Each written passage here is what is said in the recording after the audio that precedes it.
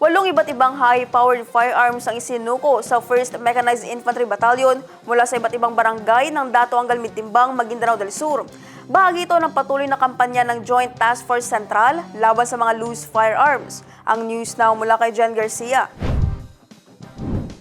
Isinuko ang 8 matataas na kalibre ng armas sa militar araw ng Martes, January 20.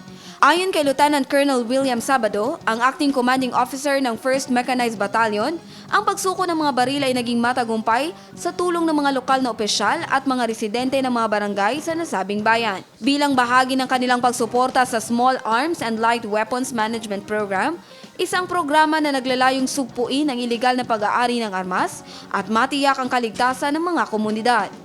Kabilang sa mga isinukong mga armas ay ang mga sumusunod: isang mortar, 60mm, isang rocket-propelled grenade, isang rifle, 7.62mm M14, isang rifle, 7.62mm, isang grenade launcher, 40mm, M203 at 3 grenade launchers, 40mm M79.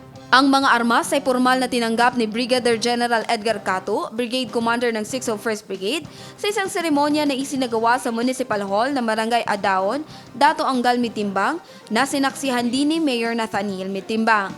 Ayon kay Brigadier General Cato, ang pagsuko ng mga armas sa isang malinaw-anya na patunay ng kooperasyon ng mga komunidad sa laban kontra iligal na armas. Sinabi naman ni Major General Jose Vladimir Cagara, Commander ng 6th Infantry Division at JTF, na ang pakikipagtulungan ng mga lokal na pamahalaan pati na rin ang kooperasyon ng mga mamamayan ay nagsisilbing inspirasyon sa iba pang mga komunidad.